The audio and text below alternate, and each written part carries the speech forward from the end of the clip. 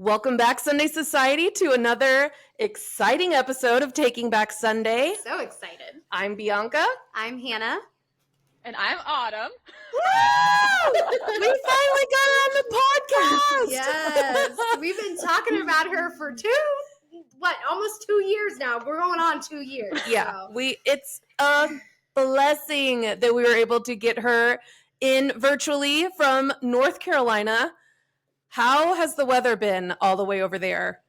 You know, honestly, it hadn't decided that it wanted to be fall until today when I was deciding to do an outdoor workout and was like, 58 degrees, ma'am, what are you doing? So I think she's finally transitioning. So here we go. We're embracing it. We love it. And you were a little far north for all of the hurricanes, right? You got some rain from Helene. I did. I was a little bit east of it, honestly, which you wouldn't think would be the problem. But Asheville, that was devastated, that community, they're about 2 hours to the west of us in more that mountainous area, which is kind of why we chose to live like where we are, because it's far enough away from the coast that, you know, the ocean and the beach is very accessible, but yet we wouldn't expect to get hit by hurricanes like that, especially in mountains. And I was just there for that work conference, and so it's been really devastating. And you know, we're working through it, especially with being in a healthcare system. But you know, there is hope, and the community's bonding together. So good. I think we'll make it through. At work, we talked about, because we have people from all over the country, and we have some people who live in Savannah, Georgia, who were impacted by the hurricane. And we talked about how, like, what can we do? Because, you know, we're in Missouri. We're not impacted by this. We don't live close enough to, like, go help in any kind of recovery efforts, you know, and there's so many, like, scams to donate money and things like that. One of my coworkers gave this awesome idea that it's like, look for those local stores that are going to take a hit because they're going to lose their tourist season. They're going to lose out on so much income. Like, see what you can buy Christmas presents from local mom and pop stores in those areas to help support that economy, to give them, because they really did lose a lot of their livelihood. Yeah. Along with their homes, and some people lost their lives, you know? So that was something we felt that we could do to help. So definitely. And there's I mean, I'm even seeing Facebook ads now, and it's saying, like, these communities that are in the surrounding areas, they're like, we're ready, we're open for people to come see us, because the fall is a big time for people to come to the mountains, because we know the Blue Ridge Mountains goes through that part, which goes down into Tennessee, and it's a very popular touristy destination, even for people in the area. And so that's definitely, the economic burden is going to be huge for those communities. Yeah. So if you want to help, there are plenty of ways that don't involve giving money to organizations who may or may not give that money to those people. Yes. So try, do what you can is my suggestion.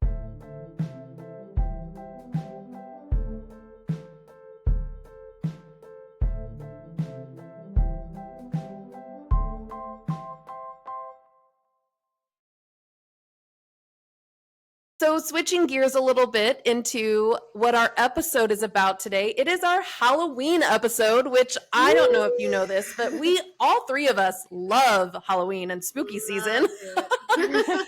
So we all thought it would be a good idea to talk about, like, some of our favorite, like, childhood memories from Halloween. And I thought we could let Autumn start. I think that's awesome. So Autumn, talk to us, girl, about your favorite, like, childhood Halloween memories. Oh my goodness. Well, really, I mean, what I'm so fond of is just thinking back to when I was really young. So probably from, like, my earliest memories of Halloween until probably by the time I was, like, pre-pubertal, you start to get, like, your own ideas of what you want to do. But my mom she sewed, and she would hand make our costumes. And I just have such fond memories of, like, the witch costume and the cherub costume and the clown costume and just all these, like, intricate costumes that she put together. And I've always very, like, much envied that sewing skill, because I never quite acquired it. But, just that aspect of it, and just going around and trick-or-treating. And since we lived in such a small community, you know, being able to trick-or-treat at our family doctor's house and my kindergarten teacher's house and, you know, my friend's You house. always And wanted like, to find the teachers. Yes. The teachers had the king-size candy bars. girl, you know it, in that special neighborhood of, you know, that everybody always wanted to hit up and to get those full-size candy bars. That's where it's at. And so even now as an adult, I'm like scoping out like, that looks like about a $500,000 house. We should probably hit up that one. Yeah. They've got that good stuff. Yeah. They got that good candy. Yeah. Yes. No, I think that I remember a childhood memory of mine kind of intersects with a childhood memory of yours. Your grandparents used to have like these Halloween parties at their house. Maybe I'm making it up, maybe I'm not. But I remember going to their house, getting loaded on candy and like passing out on a hay bale, just like 9, 10 years old, just passed out, you know, from a sugar high in the basement at grandma and grandpa's house. Yes, I specifically remember that year too because your dad was there with you, and your Yes. dad was the one that took you home. Yep. But yeah, that party was, and that was such a tough year for us because that was the year that my parents had gotten divorced, and I think they were getting back together. We spent a lot of weekends with my grandparents because my parents worked the entire weekend, and so they were like, "We're going to throw together this Halloween party." And they did, like, and then they went all out. They put like blackout sheets of plastic like on the basement wall, so it very much didn't like look like a basement. Yeah, they really did it right. You know, we did that gross thing where we bobbed for apples and everybody just bobbed in the same bucket. Sharing all the germs. Nobody thinks. Yes, nobody thinks about how gross that actually is. I disgusting. I do. Well, I mean, I do now, but as a kid, I'm like, you give me don't. those apples. You don't, yeah.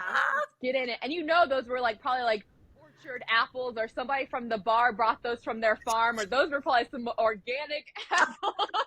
Those were the best apples that you could ever Yes, find. I think I lost apples. a tooth. Exactly. I lost a tooth eating one of those apples one time. I promise you. Apples and corn on the cob, man. I lost a lot of teeth to food. Hannah, what about you? What are some of your favorite memories? I know I think we talked about this last year, but let's just talk about it again. So I remember, like, what I remember most, if I like close my eyes and think about being a kid at Halloween, is my mom in like a all one colored sweatpants suit. Oh, yes. Light Yes. pink sweatpants suit, cooking dinner, and my dad like painting our faces. And like, Oh. because my dad's very artistic, so he like will paint, like he would paint our faces and do all kinds of fun stuff. And we never had like super expensive costumes. I feel like we kind of put them together with what we had because I didn't know at the time, but we were poor. And my parents really did not let us know that we were poor. I think that's great that you didn't know. And then we would go to places we weren't allowed because my parents believed the lie that people poison kids with candy. We didn't go to like random people's houses. So we went to, we would go out to Indian Hills and Egan's and his, all the boxes with the maze. That's right. So we would do that because my dad knew him personally. So we would stop there. But we would always go to my Aunt Linda's, and she made these black cat cookies. And they were like a chocolate sugar cookie. And they had like little red hots for eyes, and it had like candy to make the face, but I wanted everybody's. Like everybody got one. And I wanted to eat every last one of those. I swear I'm going to make them this year. You tried to make them last year. Yeah, I know. They didn't come out good. My bad. They weren't right. I'm gonna figure it out this year, and I'm gonna make them because I want my kids to know what those are. Yeah, and they were so good. I liked them. On a stick. I liked them, but Hannah always says that I don't have any standards for food, so she can't ever ask me if things are good. I can never ask her like, "Oh, did you think that restaurant was good, or was that food good?" Don't ask Bianca because it's always just like it was. Food is great. I thought it was fine. Yeah. So that should tell you though, if I say that something isn't good, don't eat it because I have eaten food off the floor before. People like if I don't like it, there is something wrong. We talked about Halloween costumes, and I'm pretty sure, I don't know, was it your mom that made those M&M costumes, Autumn? Oh my gosh, yes it was. Yeah. So she made those like 95, I think, because I think I was 5 when I first wore it. Oh. I somehow got included in the M&M circle. I'm not sure how that happened, but it's on our Facebook page. Well, Holly would have not been born or just a baby, so she probably wouldn't have been an M&M yet. I was the designated third. Well, I and loved it, Would though. Holly have been born yet? In 95? Yeah. I was born I just know February her of and Jonathan are 95. the same age. Bianca, you actually got the second hand of the next year because as the picture with you and the red M&M, because I was the red M&M and Beth was the yellow M&M, and then I think the next year you just ended up, for whatever reason, you inherited it. I love it. The picture, I don't know how. I loved it. It's one of my favorite pictures of me and my mom. But that's at like a parade. That was like, I don't know what parade it was, but we were at a parade in town. They did Halloween parades? Girl, I don't know. I think, okay, I remember this. So during the Heritage Days festival, they always had a parade, and they always had a kiddie parade, and the kids would dress up in costumes. So my mom would then put us in our Halloween costume from that year before, or she would reprise one of the older ones.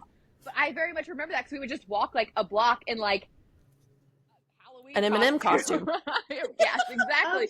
Okay. So we were probably like I think we were our clowns that year. My sister and I, Beth and I, and you were the M&M, right? Because they were very like bright, like not scary clowns, not like red nose clowns, but like blue, shiny, satiny with like some polka dotties. Like it was cute. I remember that. I love that. I have a core memory in there somewhere. Another core memory is my very first costume, as far back as I can remember. My mom dressed me up as a little devil. Like, I had this black cape with this red tail that, like, swung up, and I had, like, horns. I was like, dang, my mom knew. My mama knew. We lived in the White House on Main Street, so it had to be before 98. And I don't think Matthew was born, and Caleb might have been really little, so I had to be, like, 5 at most. I was a little demon baby. What? I just think it's funny that your mom dressed you up as a devil. Yeah, she did. She's like, she a devil, she a bad little, she a rebel. She was just like, this spawn of Satan. Truly, though, my mom probably did think that I was the spawn of Satan because that house that I lived in was haunted. I promise you that. Oh. I wouldn't sleep. I would not sleep in that house. I had my first sleep paralysis nightmare in that house, the only one I've ever had. And it's because my parents let me watch E.T. when I was too young. Listen, when you are 4 years old and you see this little monster hopping through the dang old cornfield. I'm done. And it's when his neck pops up. That's the part that freaks me out. Well, my parents were in New York. They were in Buffalo for a football game, for a Chiefs game. And my grandparents were staying over. And I was sleeping in bed with them. And I wake up in the middle of the night, and this fat little man waddles into the bedroom at the foot of the bed. I was like, oh my God. I was like, wake up. Nobody woke up. I was ready to die. I was like, this is how I meet my maker. This is when I meet Jesus Christ himself. At 4 years old. So, Halloween trauma, E.T. But yeah, and then one year I was a mermaid, and I told my bus driver, who was also my cousin, that I was going to be a mermaid. And she was like, well, how are you going to walk in that costume with the tail? And I really thought, I'm like, I don't know. And then I got home and it had like little feet, like a hole for your feet. And I was like, oh, that makes sense. But I remember thinking like, dang, I'm really not going to be able to walk to get this candy because I wanted to be a mermaid. I got a question for you. Were you Jasmine from Aladdin or Pocahontas ever? I was actually, so we were technically Native Americans. Or Mulan. Is what, but wasn't Bianca Jasmine one year?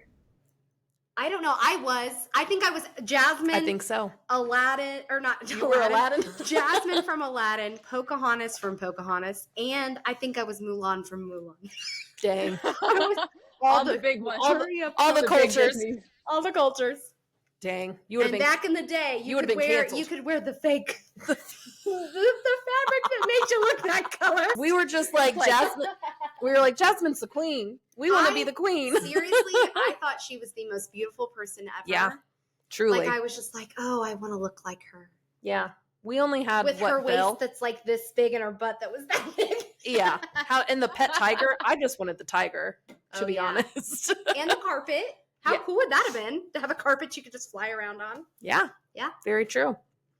What about when we were in high school? Can we talk about that memory? I guess we talked about it last year. I know, but let's talk Autumn about it. wasn't with us. I know, and it's we lived this together. So let's talk about it.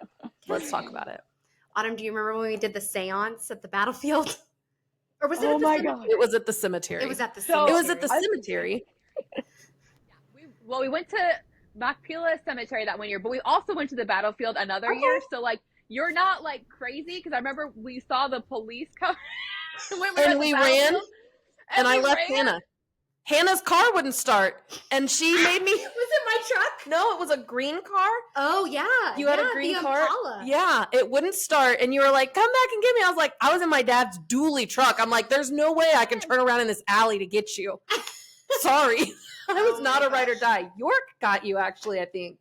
Oh, thanks, York. But yeah, so fun fact, Autumn, the building that we are in is the place where they made the tombstones for that cemetery.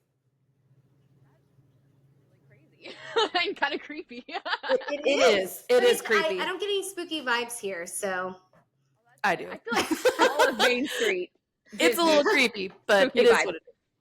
Yeah. Yeah. Street, spooks. Franklin, South Street. It's all spooky to me. Like it's all, I don't know. Lexington gives me it has a vibe of the downtown area. They really do. It really is creepy. So let's talk about the seance. Does I mean, anyone? I don't really remember much. I just remember that we scared ourselves. Yeah. That's really all I know. I remember bringing candles. Yes. And you guys were in a musical. We were in Godspell. Yeah. Yeah. Ironically enough, we had to go to freaking Godspell to sing about Jesus. Right? On Halloween of all days. I'm like, you On- couldn't have given us that day off. I know. Right. Come on, man. I remember being a little salty. I was like, listen, I think we couldn't even drive yet. We were like 15, and Hannah probably could drive, but Right? yeah. Anyway, I remember we walked, and Hannah like pushed me, and my foot went into a grave that had just been dug. I will never forget or forgive. I'm so sorry. You are dead to me. Well, and I remember specifically how I never realized how difficult it is to like use candlelight to illuminate things because like literally I remember like you couldn't see anything beyond Nothing. the dadgum like glow of the candle, so we were like Yes. walking blindly in this like.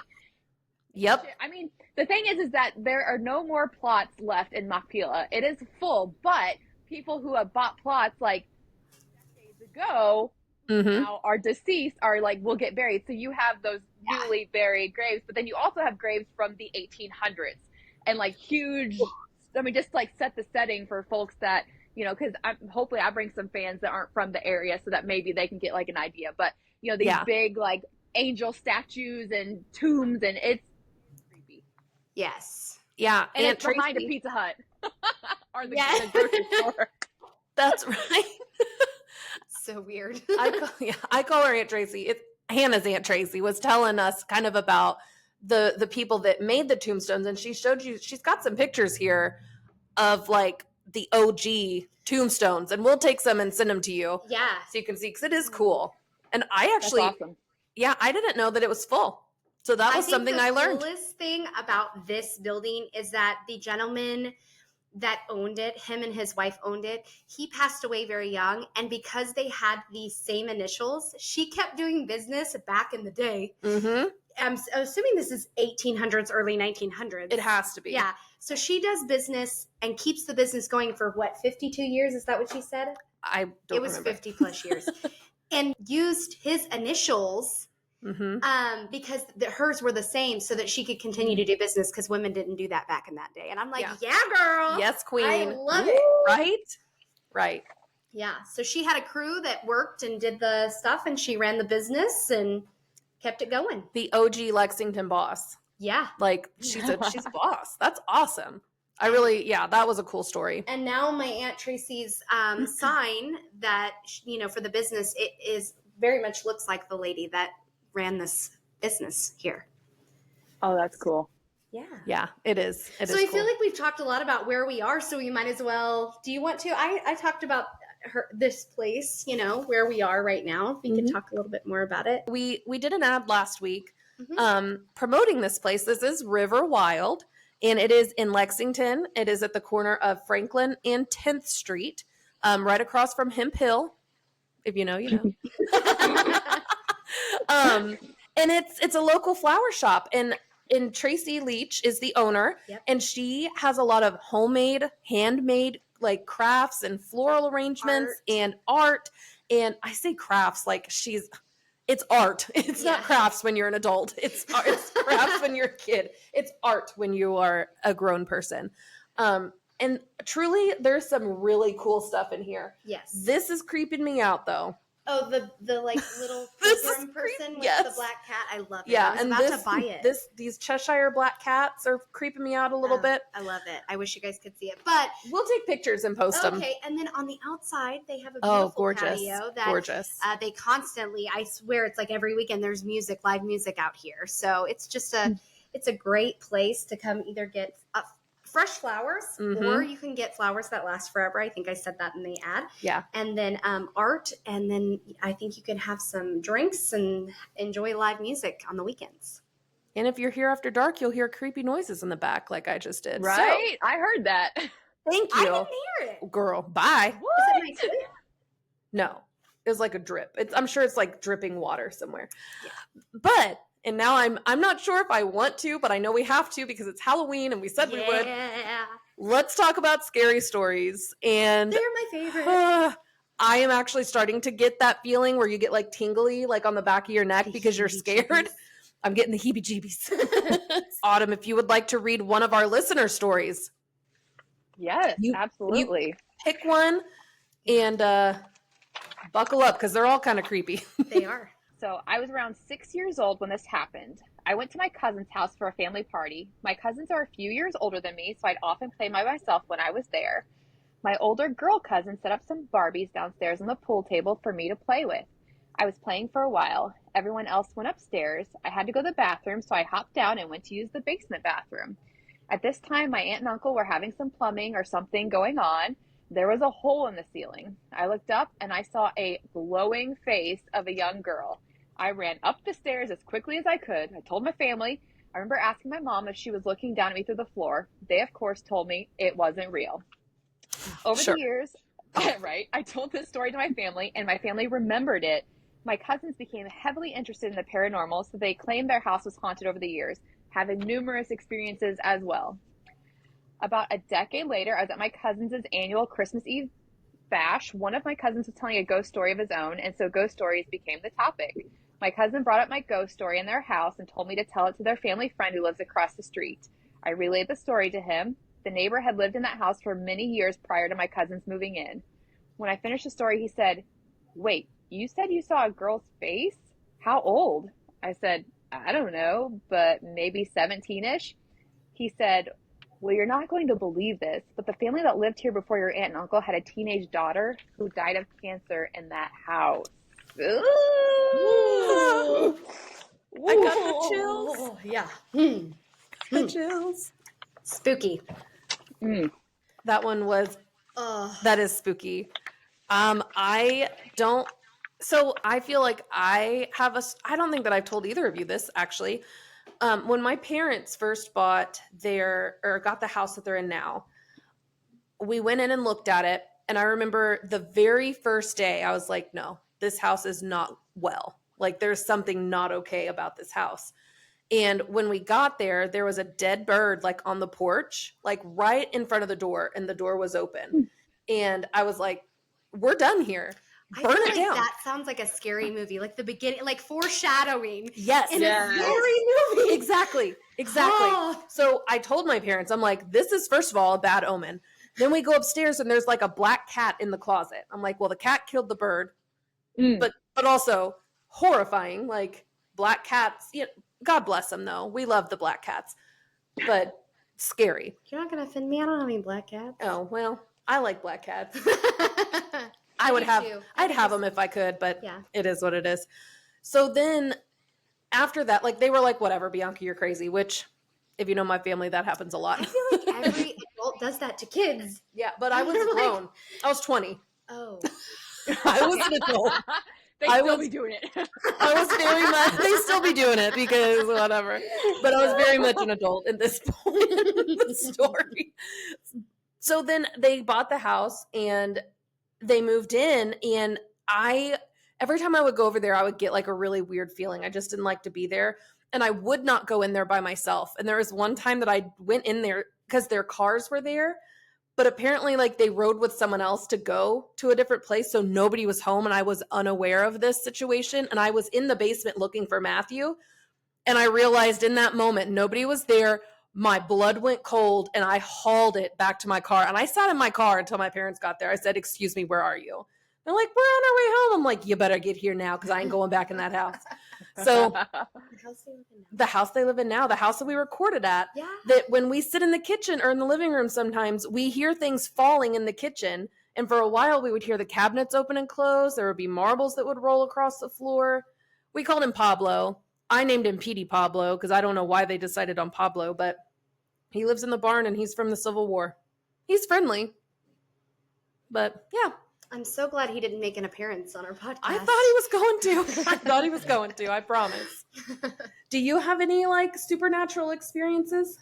I mean, I think I talked about one before when I was at a friend's house and like I would babysit the boys, and when I left, like all the cabinets in the kitchen were closed. Yeah. And when I would come back, I was last one out the door, the first one in the door. I would come in and all the cabinet doors would be open. And Yeah. I would just be like I never felt so like I don't even Cold. empty. Yeah. Empty. Like this like everything inside of me just left, and I'm like, I'm freaked out.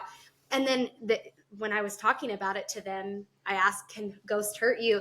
And the stove came on. It was like a gas stove. Ugh. And she was, yeah. And so she was like, it was Lynn. Lynn was like, Yeah. "If they burn your house down, they can." So they called her Mary Margaret. You remember that movie, something Superstar? That's it. Superstar. Oh, is it called Superstar? I was like, it's something Superstar. Yes. Yeah. Mary Margaret. Yes. They named her after that. But Oh my gosh. I definitely felt like when I was at Whitworth that there was a lot of like creepy, Oh, yeah. Yes. not anything that I could actually like just point out and see. I do know we did a ghost hunt there one time, and the guy that I was with at the time thought it would be funny to like, because he knew Whitworth like very well. He thought it would be funny to go around and like scare me. And I had a flashlight in my hand. Oh no. And he came around that corner to scare me, and like instantly my reaction was like punch. Got him right in the face. Oh my God. Hannah chooses violence. Hannah Yes. wakes up and chooses violence, Fight everybody. or flight, it's always fight for me. And see, I'm always fleeing. I'm always out. I'm like, I'll catch you later. See, And and I'm I'm a in freezer. for Come at So- me, ghosts. Come at me, ghost. Just kidding.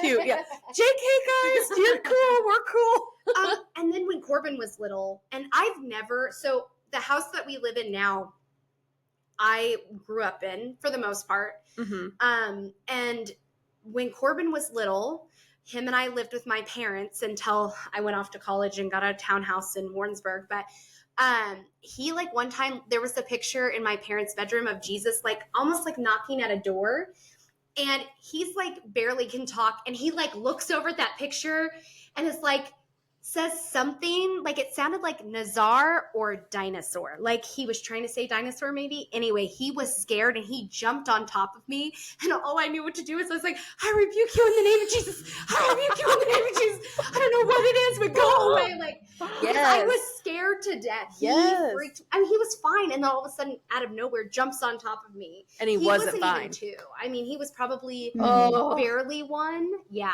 he was scared. No. So whatever he saw in the corner with Jesus's picture freaked him out. He saw a Tyrannosaurus Rex. It did sound like he tried to say dinosaur or the name Nazar, which really freaked me out. Right? Because that sounds like a devil. Said it It sounded sounds like like a a demon.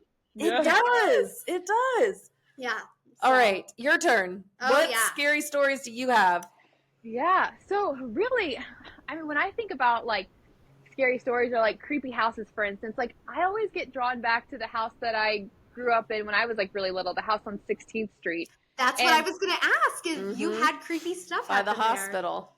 Right. And I just remember, like, I specifically don't necessarily remember anything specific. Again, it was just more of like a feeling, and like a feeling that I have when I reflect on that place and think about it. But it was kind of a multi-generational household, kind of like Hannah, what you described. Like my grandparents and my dad and my aunt and uncle had lived in that house through their like adolescence, and then my grandparents bought a new house, and so then I ended up living there from, you know, I don't know, the age of like toddlerhood until about 7. But I remember like my mom had several weird encounters there, and she swore up and down that it was haunted, and she would see like a red swirling mass sometimes that would like float over my dad's head.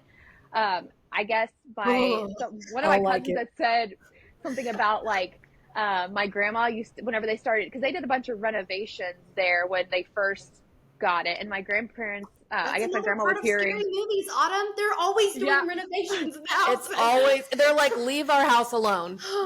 Yeah, okay, and that's when she started hearing noises and stuff when they had started that process. And my grandma was a very like stoic person, right? And so my middle sister says that she has a bunch of stories, but she did not get back to me on what her personal experiences were. And Holly is too young to even remember living in that house. God love her. Right. So, but I did reach out because unfortunately, like most of my grandparents are passed away, so I can't like ask them about like their first person experiences now. But I asked my uncle. He said he never had an experience, but he's also not really open to that. So that could also be why.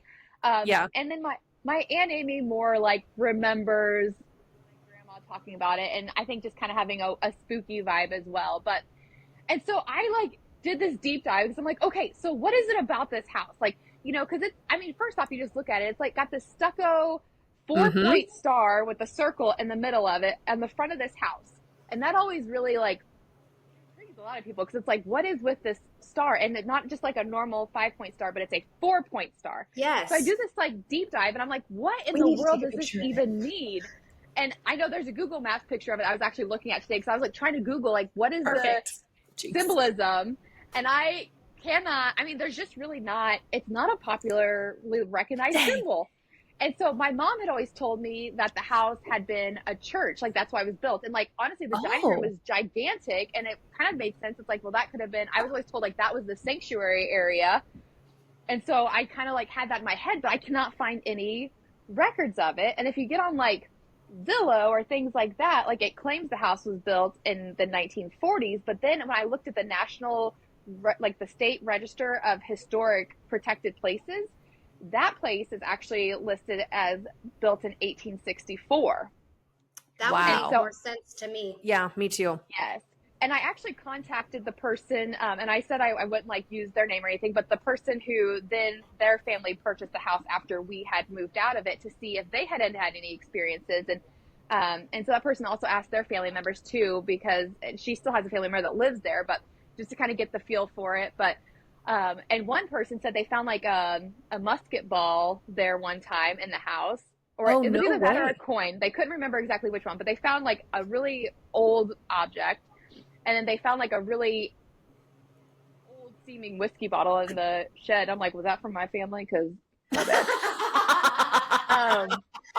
and then one person said that they would see like a shadow person, like out of one of those things where it's like it's out of the corner of their eye, but when they turn to look like full on, it disappears, but it's like very much like a figure.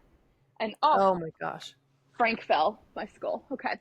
And then she said that she had contacted somebody who does kind of like some spiritual work and had asked about what the shadow person was, and they said that the person seemed to be in like a blue military uniform, which that's really creepy. And then another another of her family members claims they saw a Confederate soldier. They think they saw like an apparition of a Confederate soldier. And so what's for people who don't know about our area is that, you know, Lexington did have a 3-day Battle of Lexington during the Civil War. Yeah, and lots of history. That house bumps up right. It was part of the right flank that one of the I don't know if it was the north or the south, but one of the military formations. So definitely was a part of that active area. And so, because my aunt thought that maybe it had been used as a military hospital, but it would have been built after. It doesn't mean the land wasn't used for whatever, but the house itself would have been built after that point, because the Battle of Lexington was in 1861 and it registered at 1864. But it's also right next to the Masonic College, which was like the first Masonic specific college that was built in the United States. And then then they were like, well, this is not financially sustainable because there's not enough Masonics Masons who are sending their kids to college. And so then later on, it became there were 3 women's colleges in our town, which for a town of our size, I think is impressive, but it is wild. And so my aunt thought, or no, it was my uncle that thought that it had been used as a dormitory just due to how close it was proximity wise, could kind of make sense too. Like it wouldn't have been like a huge dormitory by any means, but definitely could have been like a boarding house. So that's a potential. But honestly, like there's no real definitive information about what it is. But I'm telling you, that whole area of our town and that house specifically, like even when I would just like go on my walks, because where I lived before we moved, that neighborhood, fine. No weird vibes. The closer I start to get to like the hospital and to like 17th Street and State Street, that's when the feeling, like I would get that weird, it was just like something kind of like would shift in my soul a little bit. Yep. Yeah, girl. The heebie-jeebies. Real big spiel, but I really did the most. I was like doing the deep dive on the internet, like trying to like search the Library of Congress. I was like, Autumn needs to be like our researcher, right? For things. Oh my gosh! gosh! So many questions when we do things. You did the most. I'm so proud of you. I love it. I was like, I am here for it. Yeah. So I thought you were going to take over on that. Dude, cults are terrifying, but I believe it. We did have that cult building in Lexington, though. Remember? Out in Dover? Yes. Well, yeah, it's Dover, not Lexington. Do you remember our experience with the cult house? I do. I will never forget it ever. I'm sorry.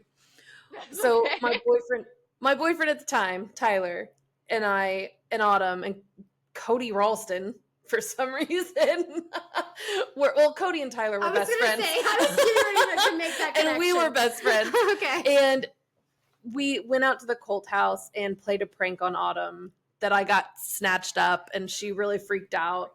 It was a horrible thing to do. That is Autumn got very scared. Autumn got very Poor scared. Autumn. She's traumatized because she thought her friend got taken by the cult got people. snatched up in the woods. I made a horrible decision. And I don't know if I've ever thoroughly apologized for that. I am so sorry. The trauma. Oh, the trauma. It's one of the few times in my life as a teenager that I ran. That and the battlefield being the other time. And Autumn did not run back then, okay? 2000s Autumn was not a runner.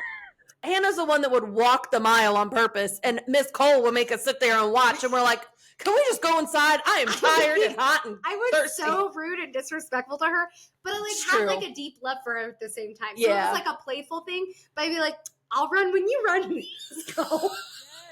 And the chocolate donuts. I'd always go get like stuff out of the vending machine, and she would take my food. She would say, you would say, can I go to the bathroom? And she's like, don't go to that vending machine. And you're like, okay. And she'd come back, butter M&Ms. She'd have everybody's money, like going to get donuts and stuff. And Miss Cole would be like, give it here. And you're like, gosh. And her pajama pants with the pockets. Because that was when we used to wear pajama pants for gym. And now the schools are getting smart on that. And they actually specifically say no pajama pants on the school, like the gym uniform. I'm like, excuse me. Wow. Dang. No pajama pants and no hoodies. That's where she would stash those donuts, was that hoodie pocket. We'd be over there just going to town on some freaking vending machine snacks. I was a rebel. Now we know why Brindley is the way she is. Speaking of Brindley. She gets it from her dad. Oh, I only know. So are you going to take her to any haunted houses this year? So I want to take the kids to the one in Buckner. Oh my Corbin God. went last year. So these are some carny type people that have created an outdoor forest haunted thing that you walk through, and they give you a flashlight. It literally looks like a homeless camp. It is. It is like, I'm not telling. It's Tent City. It is 10 out of 10. One of the coolest haunted things I've done. It is. These people are weird, but they're fun. Literally last year, Corbin had like the thing where they could touch you. You had to pay for it. And they like would started messing with him, and he was acting like he was too cool, you know? So then you would hear in the woods, like, Corbin's coming. And you'd hear like all these people in the woods, Corbin's coming. Let's see Corbin. And they would just, throughout the woods, you could hear them saying Corbin. It freaked him out so bad. And this old lady like through this, like, I don't know what it's called, but it's like what they would do, like to make, like, in a movie for a witch where it, like, it bangs. Like a flashbang? Flashbang. There we go. She throws it down and she's like, I'm going to get Corbin's booty hole. Oh! I never died so much inside. I was like, this is the best thing ever.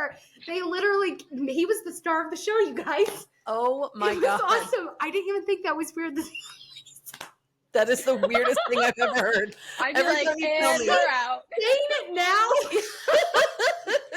it feels a little messed up. Gotta protect the booty hole. It's time to go, guys. That's the cue. But if I can get Brinley to go, I'm absolutely taking her. Because it's not like super scary. Like, there's nothing gory or, like, I've been in some really gory haunted houses. Ugh. It's just you're walking through the forest and there's people dressed up that, like, spook you out. But, man, they really made Corbin the star of the show. Corbin's coming. Corbin's coming. Yeah. And then everybody's like, oh, Corbin. It was awesome. Yeah. It was awesome. See, I'm not a big haunted house person. I remember that they had one. Did they used to bring like a fair to town closer to Halloween and have like a haunted house? That would have been like a fun house. I feel like it was one of those that you walk through. Yeah. I remember it was like right over here Yes. somewhere. Oh. Yes. I think maybe not every year, but I remember. There was one year because I went through this haunted house and in my mind, like I was really little, like I was probably younger than Brinley. And I remember noticing like, oh, if you step on this pops out. Like I could tell that things were weird. For some reason, I still didn't care. I stepped on something screamed in my face. I said, wrap it up, get me out of here. Grown people that I don't know are picking me up and passing me back to get me out of this thing and like slide me through the jailhouse like bars. Oh my gosh. I remember that. It was terrifying. Oh my gosh. Yes. Okay. I don't know why, but I just like picture it. Did the Moose Lodge put it on or something? Like, maybe. I have no idea. Maybe. I just know Bianca's personality. She is still the same. Like, that has not changed. If she's over it, she's over it. You best get me out of here right now. Yep. We're Wrap it done. up. We're going I home. think that's so funny. It's the SpongeBob meme of like, I'm out. Yep. Yes. I'm a head out. I mean, I just know I love haunted houses. I enjoy getting scared. And when I'm in there, I'm like, don't scare me. But like, I like that. It's little the rush. adrenaline. Yeah. But I remember one time I was pregnant with Corbin and shouldn't have went through a haunted I house. was going to say, how did you And make it like, through? I wasn't super pregnant with him, I don't feel like. So anyway, yeah, I mean, I kind of was, I guess. I was going to say he was born in February, so. Yeah, it's probably not the best decision. I was young. I was still like 19. And he's fine. Yeah, so I was like, I'm not going to do, like, there was a big slide. I'm like, I'm not going to do that one. And I thought that I was going to, I did an Edgar Allan Poe, like, one in Kansas City, down at the West Bottoms. It was super cool because, like me, I loved Edgar Allan Poe and, like, his writings and stuff. So being able to kind of see how they made that into a haunted house was super cool. That would be cool. The only thing is right towards the very end, they had one of those, those slow turning things you have to walk through. It's like it's like a barrel. Yeah. I am not coordinated, and so I fell God. and had to tumble to get out of there. I slipped and rolled. So Not the tuck and roll. I couldn't figure out how to go through there. But God bless. so yeah, I love them. My biggest thing, I think, for any haunted house is that, like, what if it's like a killer in there that, like, they're just like a scary person, but then they're like, that for me freaks me out every time. Like, you just never know who you're actually messing with. Yeah, and I don't go to those. I don't go to haunted houses because of that. And so I tried my luck at them again in college, and they put on. So the first college that I went to, it was a 2-year school, so you have freshmen and seniors.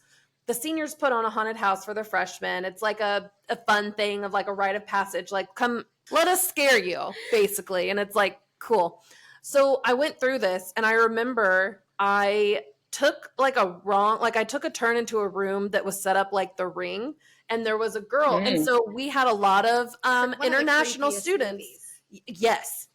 We had a lot of international students. So they had somebody from that culture with black hair that they had over their face looking at a TV, and then turned around and came for me. And I said, wrap it up. We're going home.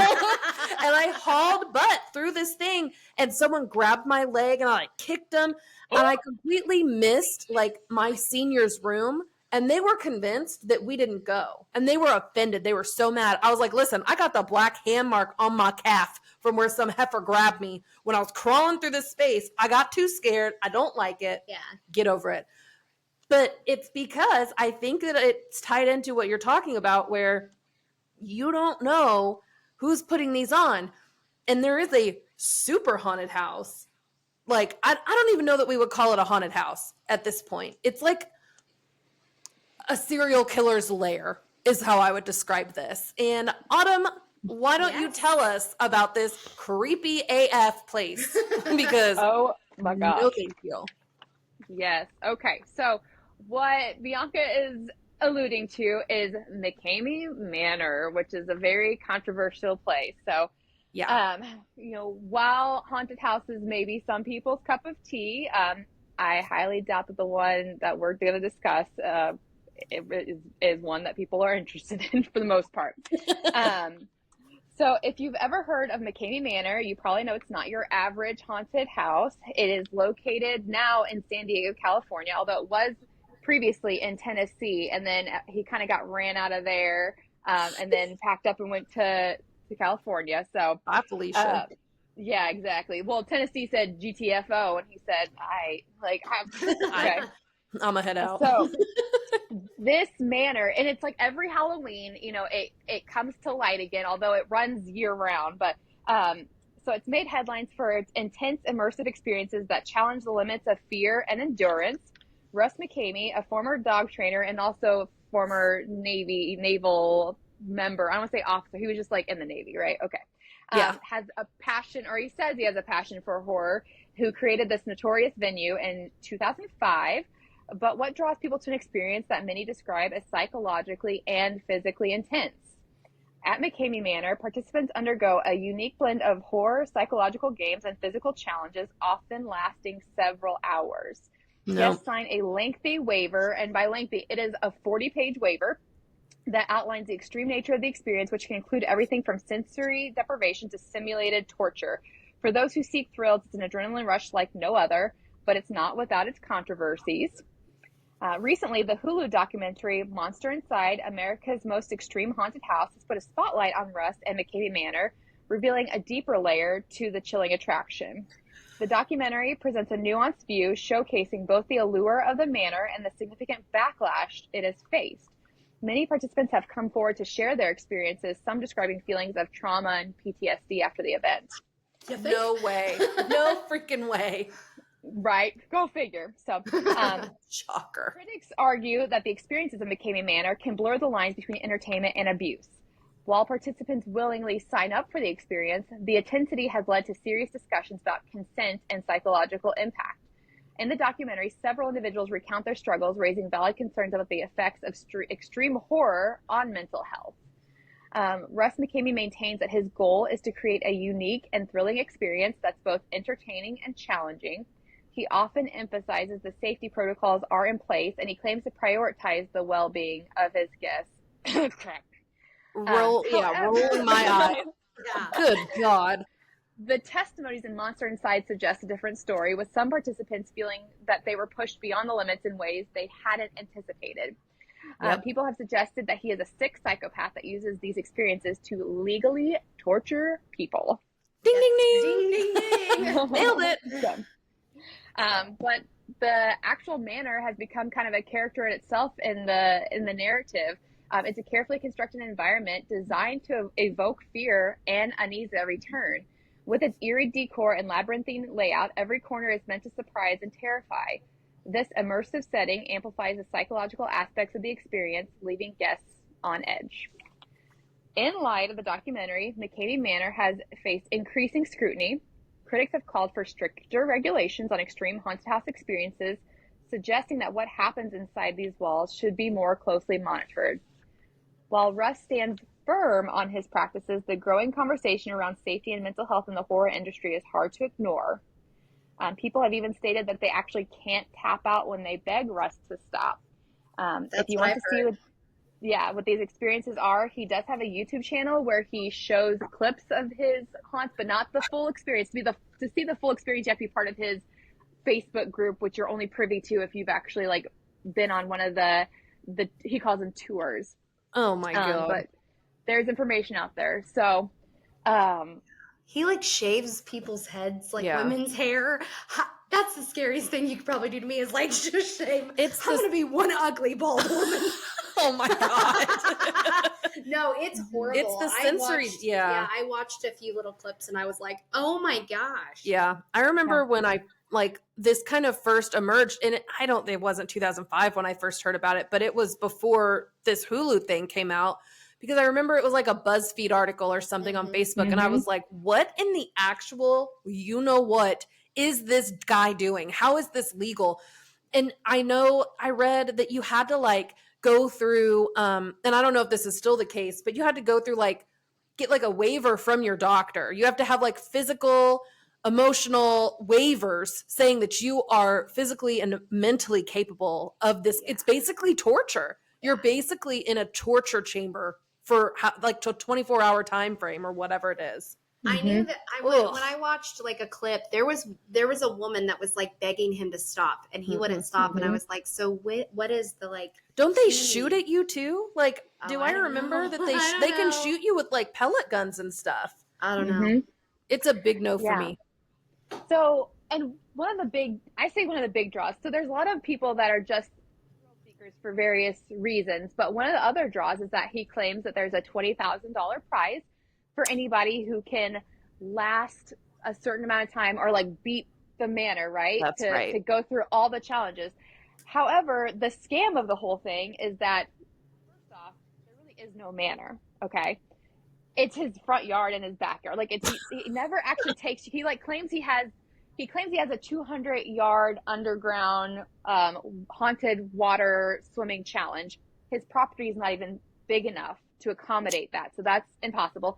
He also claims he has a 2-mile-long zip line, and the longest recorded zip line, because zip lines have to be registered, is like just under 2 miles. It's not even possible. So he has all these claims. He claims he's like put in millions of dollars in this manor, but if you actually like really do the deep dive and look at like his videos and stuff, like there actually really is a manor. And even when people are not trying to tap out, so people that could potentially like last long enough to qualify for this $20,000 prize, he will tap them out. He can then decide to pull them out. So no one will ever win because he'll just say, you're done. Or if you irritate him, or if you question him, or if you don't give him the satisfaction because you're not reacting enough because you're stoic or you're well controlled, he's like, and you're done. You're out. You can no longer mentally handle this. But yet the people that are begging to stop and for the tour to be done, he'll continue on, or he'll gaslight them like, you're so close to being able to like qualify for the manor to go into the next actual challenges, like you're so close, hang in there, and then he pulls them. Autumn out here with the receipts. Right. Listen, show me the proof. I did the deep dive. I'm telling you what, like I was so, first off, thank you guys so much. I never even said for inviting me to be on the podcast. I've been very, very excited. And I was like, I'm going to do this right. I'm going to do my homework. So I watched the documentary, and then there's actually a YouTube channel. There's this guy called Reckless Spin and his friend Danny. And I know that sounds really ridiculous, but they actually do like some really good, they do a lot of like stunts and crazy like jackass type stuff, which whatever. I don't condone that, but they do. But this is the thing, is that these are people who could actually like tolerate doing this. And they also will do like some like journalism in a way, like they infiltrated a cult and reported on it on their YouTube channel. And so their thing was they went to infiltrate. I gotta check this out. Right? You should. It Cults is a 5-part series for the McCamey Manor one. And they actually like, so then because they got accepted, you know, Russ McCamey says that there's a 20,000 person wait list. He likes 20,000. I don't know. That's his fancy number, but That's his favorite number. But yet every person that you see on like the documentary, or when you see like Danny and reckless bin, they get like them and like 3 of their friends end up getting registered, and like immediately they're getting approved to go on these tours, even though there's this huge wait list. Mm-hmm. It's like that same day that's like, yes, let's get you scheduled to do this. And it's like, why they're not getting pulled to the front of the list. There's just not a list. There's no list. There's no list. The limit does not exist. Does not exist. Exactly. And so but what they showed is that really what he likes to just kind of do, he likes to do torture, but he wants the satisfaction out of it. So if you're not reacting, and he makes them do a lot of like physical challenges to like claim that that's their ticket to be able to actually like enter the manor. And they're like, okay, but like, I mean, at one point Danny's like, but this is boring. You've got a dog shot collar on my leg. You're not even like, that's all we've done. And you've had me do push-ups and like crawl around with a bucket on my back. He's like, let's do some crazy stuff. He's like, the waiver says that you've got 1,000 wasps. Sting me with some wasps. Where are your rats? Like, there's a big thing about the rats. Like, show me a picture of you with a rat. You say you got 1,000 rats in your rat race. Show me one picture. And like, they won't do it. There's no rats. This guy is a fake liar. And he likes to drizzle on people's face as they lay on the ground. So think about this. He likes to drizzle. Okay. I'm with it. I'm with it now. Oh my God. And then like splash a little glitter in there, and then like start putting like clothespins on them, which they actually, part of their investigative journalism was they interviewed an adult film star and asked, and she was like, oh yeah, that's totally like a fetish thing. Like that's a thing that people, that's part of that world. Like she's like, that's absolutely like a fetish. That's not trying to like torture. So there's definitely a control component there with Russ McKamey, and definitely like he's obviously like got some very like extreme submissive dom desires that he is not meeting in his like normal life. But all his relationships are with girlfriends that are people who go through the tours and then allow him to torture them and videotape it. So obviously like that's a part of like his sexual interest as well, because why else would you meld that with your relationship component too? Otherwise those would be very separate. If you were just entertaining, that would be a separate entity entirely. Like he sounds like a sexual sadist, if Criminal Minds has taught me anything. Yes. Spencer Reid is my dream. He's a dreamboat. If you hear me, Spencer Reid, I'm obsessed with you. He's not real. I know. But the actor that plays him, I think, is very similar to him. You think so? Yes. Matthew Gray Gubler. Oh my gosh. He has a ridiculous name. Gubler? Mm-hmm. I'd be Mrs. Gubler. Hey. I'm not that. No, you would not. He could be Mr. Schneeder. Thank you, right? Listen, no. If I'm getting married, I'm taking a new name. I've been Bianca Schneeder too long. Gubler. That's reminds me of the lady on Full House. Kimmy Gibbler. Is that what her name? Oh, Gibbler. Oh my gosh. Well, there was another haunted house that was like a camp out kind of haunted house, and I don't remember where it was, but it also showed up like a few years back on Facebook, and it had a really long list that you had to, or a waiver you had to sign. Guys. And I remember in there it saying that like it was like people would come and camp out, but it was haunted, and like they could like pull you out of like your tent at night and stuff. And I'm like, it would take one serial killer to sign up to go. Right? And then you don't know if it's real or not. Could you imagine? That should be a scary movie. Like we're all at this haunted I mean, that'd be a great scary movie, and but then like you heard it here first, folks. Copyright. TM. Like you think, oh, you got me. You're just this scary person, and then they like take you out. It's like the lady, I'm gonna get your bee hole. Oh, booty hole. Like, could you imagine someone with like a weird fetish and they really are out there trying to get people's booty holes? Absolutely not. Shut it all the way down. Sorry, kids, if you're listening. Hide your kids, hide your wife. Okay. We do say on YouTube that this is not for kids. Okay, that's good. Because at first I said it was. She did. I thought that it meant like, is it appropriate for kids? Is what it. And at the one we were doing, it was fine. She's like, no, they will market this to only kids, like YouTube kids. take it off. Like, Ollie, what are you listening to? Ah! So I want to address something while we're all here. Okay. So because I have obnoxiously laughed during this episode, which I feel like we do when we get together, obnoxiously laugh. Yes. When I was a kid, I was super embarrassed of my mom's laugh because it was so loud and like very prominent. Guess who laughs just like Pam Ratliff? I listened to myself. I listen to myself and I'm like, oh my gosh, you know what? I love my mom's laugh now. As an adult, I love it. It makes my heart warm when she laughs. Yeah. No, I get that. And you definitely sound just like her. I'm super obnoxious about my own laugh. I hear it and I'm like, yeah, it's like, sorry, Mom, that I was embarrassed of you. Nature versus nurture, you know? That's crazy that you picked up on that. Yeah. Yeah. That is insane. So I guess that's kind of a good transition because I want to talk about some hot takes because we just got, we finished hot take summer. We haven't had a chance to have some hot takes. Oh, I love hot takes. So I want to know, ladies, Nightmare Before Christmas movie or Halloween movie? Halloween movie. Okay. Yeah, I would agree with that. Dang, I agree with that too. Oh, we can't even argue. No arguments. I mean, it is literally set before Christmas. So the argument could be made that it is a Christmas movie because it's happening on Christmas Eve. Like that's the setting of the story.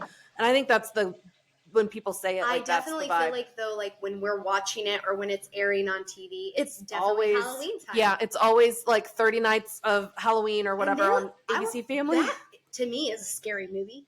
Those creepy characters are creepy. Yeah, and rest in peace. The guy that does the voice of Oogie Boogie recently passed away. Oh. But that dude's terrifying. When he comes unstrung and all the bugs fall out of him. Ugh. Candy corn. Yay or nay? I'm going to let Autumn answer. I'm going to say nay. I think it's waxy sugar. Like, I don't get it. I'm team Autumn on that one. Nay, I'm not a candy corn person. So I don't like crave candy corn by any means, but like I have had people bring, it's like candy corn with peanuts and it's mixed together and it tastes kind of like a payday. So I've tried that. And then I buy candy corn because I melt it down and add peanut butter to it. And then make like a bar, and then you dip it in chocolate, and it tastes exactly like a Butterfinger. I've had them. Butterfinger. Yes, so they do. That is why I would buy candy corn. Yeah. I don't think that it's great on its own. Just like Peeps. I'm not a Peeps person I'm either. really not a Peeps person Cute either. as can be. Candy corn is pretty. Yeah, it's aesthetically pleasing. Aesthetically pleasing. But like taste-wise, no. So, and here's kind of where, like, I'm not picky and I'll eat anything because you would have thought that I struggled as a child to find food because I will eat whatever you put in front of me. I mean, I do have 4 brothers, so maybe that has to do with it. But, like, I won't go buy Peeps for myself. I will not go buy candy corn for myself. But if I see it in a bowl, my hand is going in it to eat it. But it's not my choice. Like, if this was candy corn, I would have been munching on it the whole time we're recording. Just because I'm a binge snacker and I probably need to seek medical attention for that. Oh my God. But like, I'm not going to go buy it. I would rather snack all day long than eat one full meal. Me too. I am so a snacky weird. queen. I like eating like little bits of things versus like if you put a big plate of food, like at a restaurant when we go to eat, I'm like overwhelmed by it. Yeah. But if you gave me that same amount of food over a 2-hour span in little plates, I would still be hungry. Yeah. Yeah. I don't know. It's weird. Well, so you like the candy corn if it's there. Yeah. You don't mind it. Peeps too? You like the taste? I mean, I really don't choose them. Like better not. I think better not. Like, that really is like Bianca is really needing a sugar fix. If I am eating a Peep, if you see me eating a Peep, you better call for backup because things have gone we in trouble. She needs protein. Get the girl some freaking beef jerky because she needs something. Yeah. But yeah, no, that's not a vibe for me. Autumn, do you like Butterfingers? I don't actually. I'm one of those weirdos who does not like Butterfingers. What about peanut butter cups? Do you like Reese's peanut butter cups? Now, I love peanut butter cups. And I think maybe part of the Butterfinger is like if it weren't so dang crunchy in it, like And I like think gets stuck in your teeth. yeah, I like the flavor is not the problem. It's the fact that it's got this hard layer in it that Yeah. Yep. The texture is weird. And they changed. Like when we were kids, Butterfingers are not the same as they are now. Something changed. See, the only ones that I eat are the ones you make from scratch. So I don't you eat can them. use candy corn to also make Reese's peanut butter cups, like homemade Reese's peanut butter cups too. Ooh, okay. And it doesn't taste like candy corn. Yeah, I mean, if Mama, they were yeah. enhanced, I feel like they're an ingredient. Like I feel like they weren't done. Like somebody they needed something added to them. The same with Peeps. I'm like I don't know. Maybe if you like dipped them in chocolate, I'd be like, all right, I'm Team Peeps now. But I'm just like, it's just a marshmallow. I don't know. Yeah. I don't just eat marshmallows though. There is a new trend that I've been seeing. I don't know if you guys have seen it on social media, but people are taking popcorn, like regular popcorn, and you melt marshmallows, and then you get a funfetti cake mix, and you sprinkle it in with the popcorn and the melted marshmallows, and you stir it up and let it dry and eat it like almost like a candy popcorn or what popcorn balls. And people say it's delicious. So if we get off in enough time, I'm going to get me some funfetti and some marshmallows, and I'm making this treat because it sounds so good. Heck yeah.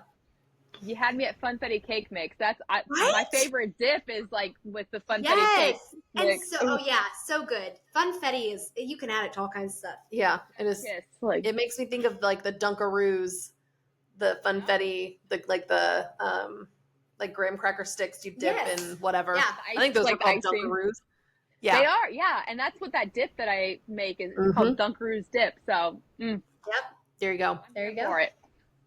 All right, ladies. I think our final. Was that your only 2 hot takes? Oh no, I have one more. I was like, I thought that I saw 3 on your list. Okay. How old is too old to go trick or treating? Or so the hot take would be like teenagers should not trick or treat. That's the hot take. My opinion, I'll go first on this one. I think that's horse manure.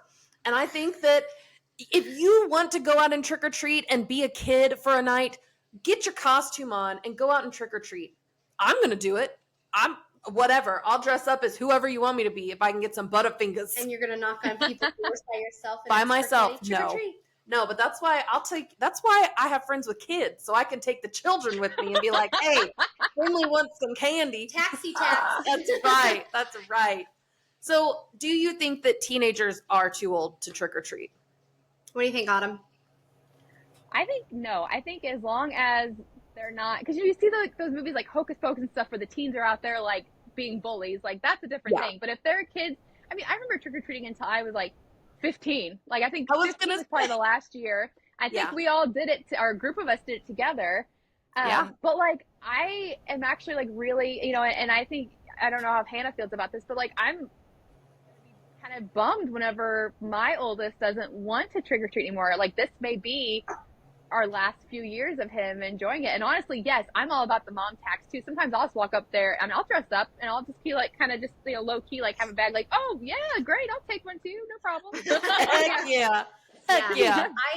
I think that there are people that will like turn adult people or older kids away. Yeah, I think that's I just think that's a Karen thing to do because they might be, they might be 30 years old, but their brain might be 12. Yeah. And they want to trick or treat. Like, I think it's fine. I think and if you're not trick or treating, I think you should still dress up. I think it's just a fun thing to do. Fun. Yeah, I agree. Yeah. I want to throw a party where everybody dresses like each other's spouses. Yes. Like your husband, and the husband dresses like the wife. I can't wait to get invited to that party so I can dress like myself. But I would love to see all of the people show up. I think it would be hilarious. If Zach doesn't put on those fake eyelashes, I will ride These it. are real. What are you talking about? We ride it down. I tell you what though, I would The lies you tell. The lies you tell. Actually, you wouldn't be able to see my eyelashes if I didn't wear fake ones because they're barely there. Well, I think they're lovely. Either way, fake or real, they're both pretty. So that is all the hot takes that I have. Do you guys have any like Halloween themed hot takes that you can think of? I can't any off the top of my head. Candy corn one is definitely, I think, one of the biggest ones, to be honest. Very divisive. I do know, we talked about this, but if you didn't watch my episode on Candyman, stop being afraid to take your kids to your neighbors' houses. They're not trying to poison your kids. It's just something that happened that, there's these few little instances. For example, a guy that wanted, life insurance. So it's always life poisoned insurance. his own kid.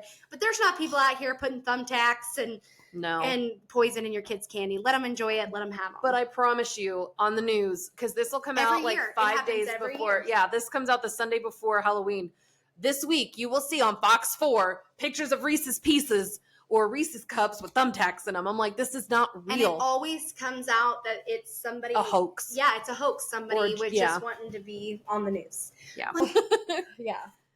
So let's end on I think the last thing that I'd like to do is like a this or that or like a would you rather. Halloween themed or like fall themed. So first question is pumpkin patch or apple orchard? Pumpkin patch. Pumpkin patch. See, I will say pumpkin patch, but I also have a really good memory of a field trip that we took to an apple orchard. And I don't know, but I remember preschool. Well, fun fact, Sunday Society, all three of us went to preschool together. Yeah, we did. We have known each other at Miss Baker, Grace Lutheran Preschool. Autumn was my first friend at preschool. I don't really remember you. I'm sorry. I was kind of mean. I was a weirdo. My first friend, Autumn, and I would play dress up, and there was like, I don't know, she would have these the one colored sweatsuits. She would wear those. Yes. And she had red high heels. Hair. The hair. You still have beautiful long hair. Yeah, I'm just saying then she had that hair too. I remember Autumn and I both had a crush on Seth Dobson, and we tried to sit next to him, and we smashed his fingers between the seats. Yep, that was fun. Genuinely didn't know that boys, because I grew up with all sisters, and I'd never seen my dad cry, so I genuinely didn't know that boys could physically cry until I saw him, and I was like, it like blew my mind. Yeah. Do you guys remember when he fell at the zoo into the water, the trough? And it was freezing outside. His mom freaked out. I just remember my mom was there, and it was hilarious. I don't, but I have a video, a home movie of us on the camel, riding this camel. Yes. Yeah. Seth, I'm right behind. Yeah, we were cute. But anyway, so that field trip to the apple orchard, I remember going into like this freezer and it's smelling so good. I mean, I love apples and everything to do with apples, so I'm down for either one, ladies. But right. I think pumpkin patches are fun. I would choose pumpkin patch for sure. All right. Go trick-or-treating or stay home and hand out the candy? I would rather go trick-or-treating. I hate handing out candy. So you're a trick-or-treater. Autumn's trick-or-treating. You're handing it out. Yeah, because I love the idea of sitting outside and making my yard look all spooky and kind of being creepy with kids. Not like, I'm not going to... That did not sound right. You're going to get your booty hole. Gonna get your booty hole. I'm going to be the old lady. Hey! A flashbang in the front yard. But like just giving them that like eerie feeling with the fog and like all the creepy decorations and then being like, here's your candy, little boy. This year we have a projector. We're going to play a scary movie out there. So I'm really excited. Cool. So for me, I would rather hand out candy because I lived in the country my whole life and we never got trick-or-treaters. Yeah. So I never got that experience and I'm back in the country again. You can hand out candy at my house. I probably will. And I know like when I lived in Green Valley, I did do that. I sat out on the porch. I wasn't creepy with the kids. I was just handing out candy. But anyway. Okay. Hayride or a corn maze? Hayride. Tough one. Yeah. It's definitely each have their pros and cons. I would say probably a corn maze because actually like sometimes hayrides get me like really anxious even though like I'll do them, but I'm always like sometimes they go into these very narrow areas and I get very stressed out that they're not going to make the turn or we're going to flip or something crazy like that. Like, I always get very tense, and it's always fine, and like it doesn't impede me from going on these hay rides, but I definitely have like a level of anxiety when I'm riding on a hay ride. So would you do a corn maze at night? Yeah, I think I did do one time. And didn't we all go to like Pleasant Hill one time and do a nighttime corn maze? I mean, I think so. I would do it. I would do it as an adult. Someone in 8th grade had a birthday party, and it was a corn maze at night. Michael. Oh, yep. Yeah. I remember that. And they had like, there was somebody with a chainsaw on the one that I went to. Yep. Girl, I was with you. I don't know where we were. I was there because I didn't like it. But so for me, I like corn mazes, but then I get the level of anxiety of like, what if I can't find my way out of this? But then I'm the person that's like, forget it. I'm just going to walk straight through the corn until I get out. What is that Stephen King movie where they go into the corn? Oh, the tall grass. In the tall grass. That is, yeah, Whew. that's creepy on Netflix. That is trippy. But yeah, I don't know. I like hay rides though, because you can sit and the cart does the work for you. You don't have to walk. I'm not a fan of anything fall activities that is when it's hot. It doesn't feel like fall. It feels like we're faking it. I'm like, no, I need it to be chilly if I'm going outsay and doing fall activity. I need my flannel jacket on and to not sweat. Yes. I need to look like I'm about to go to a hardware store and help the house. That's what I look like in a flannel. Exactly. Same. I mean, no, you look cute. Oh, thanks. You're welcome. I feel very Taylor Swift. I'm very like Evermore folklore vibe. Yes. Yeah. All right. Skeletons or zombies? Ooh. I choose skeletons. All you gotta do is take one femur bone and that buddy is down. Zombies, I don't know. They're coming for you. Like, okay, so are you talking about like what would you prefer to be attacked by or decorate with or honestly, I didn't even consider decorating, but I went with get attacked by. All right. But you choose whichever you prefer. I was like going in the wrong direction. So I liked what you said there about skeletons because zombies are really freaking scary, and I'm just like, I don't know how I'm not going to get bit. But also for decoration, skeletons are much more simple. Exactly. Yes. Skeletons are cute for decorating. I feel like there's a skeleton in here somewhere that I saw that I was like, oh, that's precious. I'll have to find it in a minute because some of this stuff in here is not precious. It's all adorable, but some of it's going to give me nightmares. Where is it? So I have a question. If you got bit by a zombie, would you tell? Would you tell the people you were with? Nope. We're all going down. I saw this on our friend's podcast, and you said zombie, so I questioned. I want to know what Autumn thinks. I know. That's such a tough one because I always am like thinking about the zombie apocalypse too. Like, I'm not even kidding. Like, I'm in the theater and I'm like, all right, if the zombie outbreak happens here, this is where I'm going to go. Or if I'm in the hospital on call, I'm like, I'm going to lock myself in my call room, in the bathroom, in the call room, and there's water in here, and like I'll be okay for like a few days. Like, it'll be fine. Yeah. I think I would probably quarantine myself. You know, I think I don't know. If I thought they were gonna like straight up just shoot me, then probably not. But if they'd like allow me to like live out your final days, go to a hospital and quarantine. That's true. Then yes. That's so a good point. Depends on the company. That's a good point. I'm going to all the people I don't like. I'm not telling you. I am here for that. I'm going to fight a lot of people. Hannah's got a list. I really do. I know. There's a lot of mean people out there, you guys. People do suck. So the lady at McDonald's coming for you. No, I'm just kidding. Totally joking about McDonald's, you guys. It's a joke. There's nobody at McDonald's that I would fight. Nobody. Yeah, you're safe at McDonald's. Y'all are fine. Just give me my Coke, please. Listen, and my large French fries on French Fry Friday. Yeah, girl. Oh, so would you rather have fangs or have a witch's nose? I feel like this is an easy one. Fangs. Oh. Fangs. I'm gonna be Twilight. This is the skin of a killer, Bella. Yeah.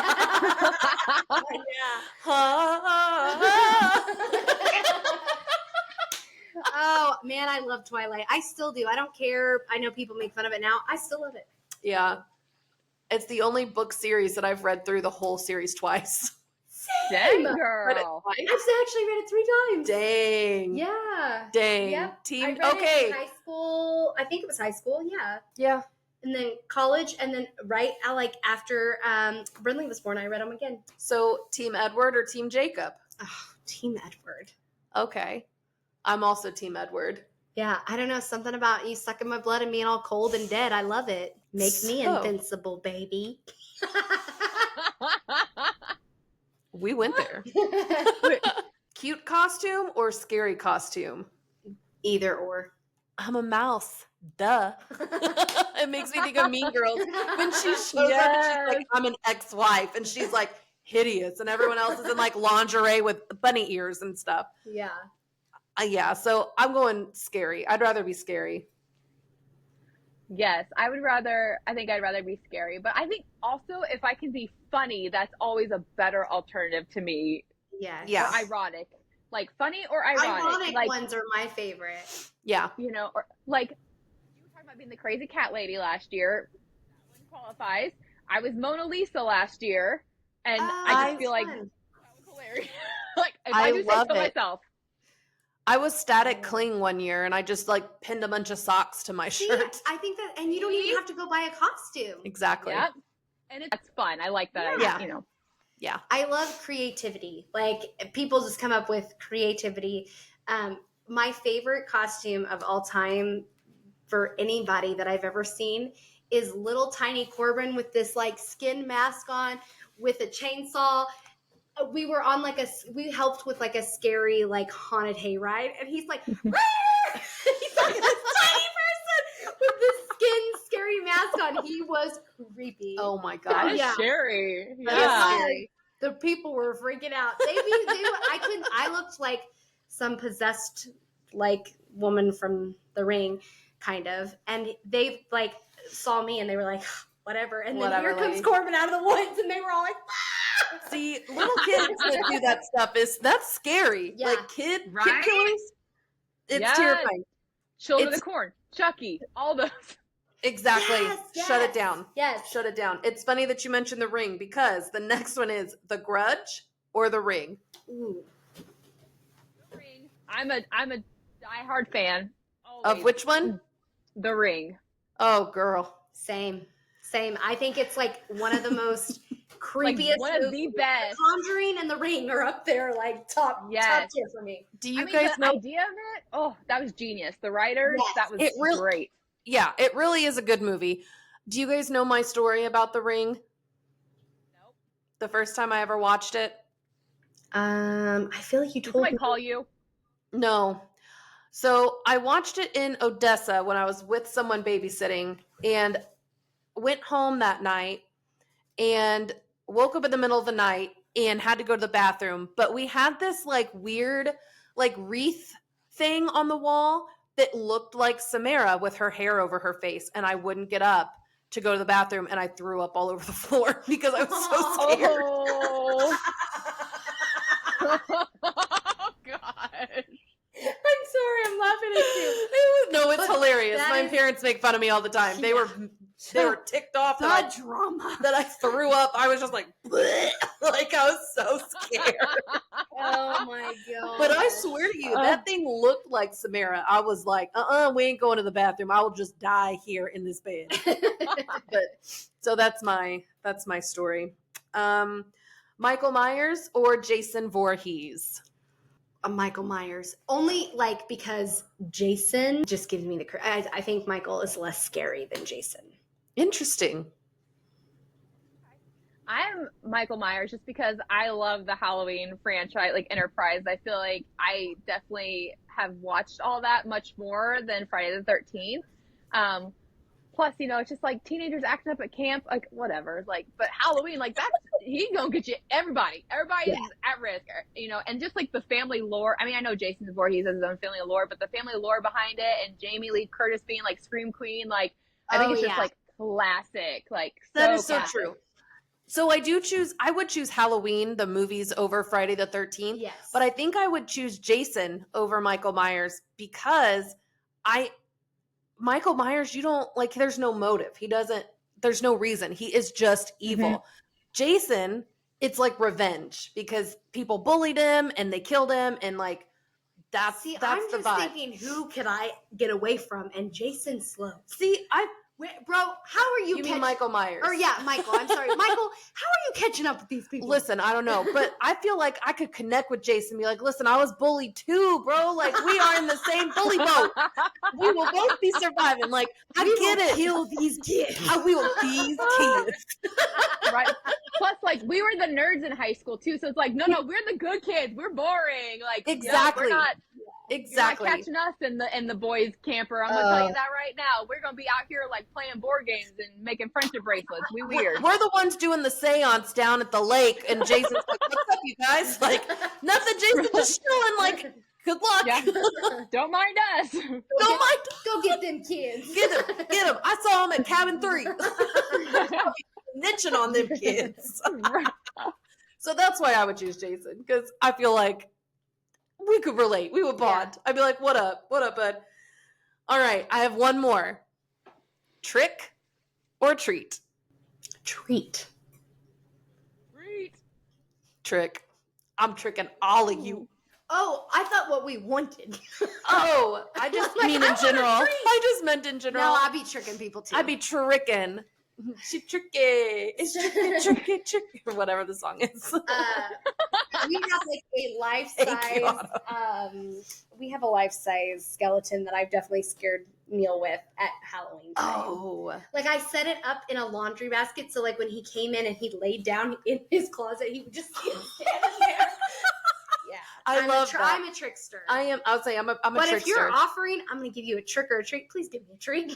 That's true. Like, please don't intend. Like, I'm going to choose the cosmic brownie. I'm not going to choose for you to scare me with a skeleton in the closet. Yeah. We are not the thrill-seeking folks. No, we are not those people. I am, but I'm going to pick a treat over that anytime. Yeah. You got black cat cookies? You got any more of them cookies? Yeah. like a cookie head.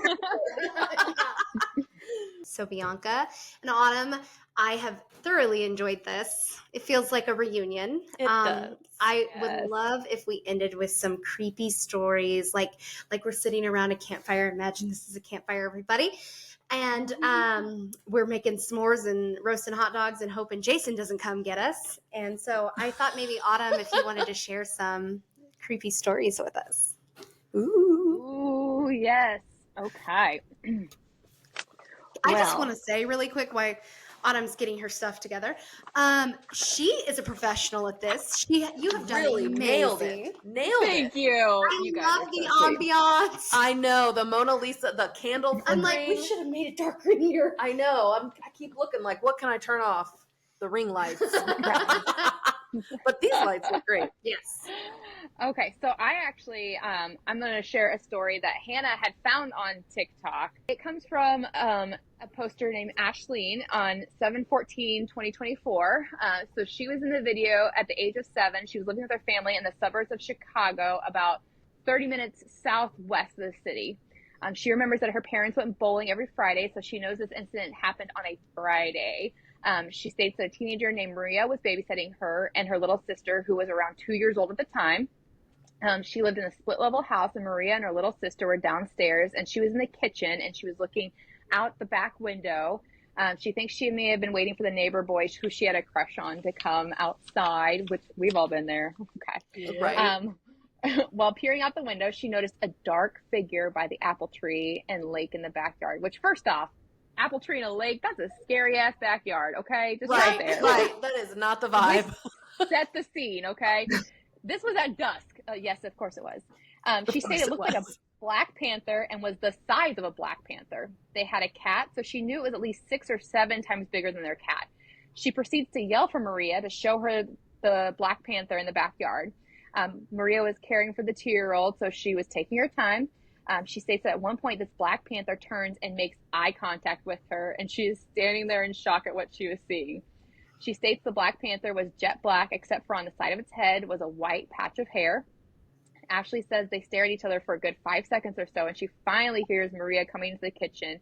And when Maria comes into the kitchen, the Black Panther runs into the lake and disappears, says bye.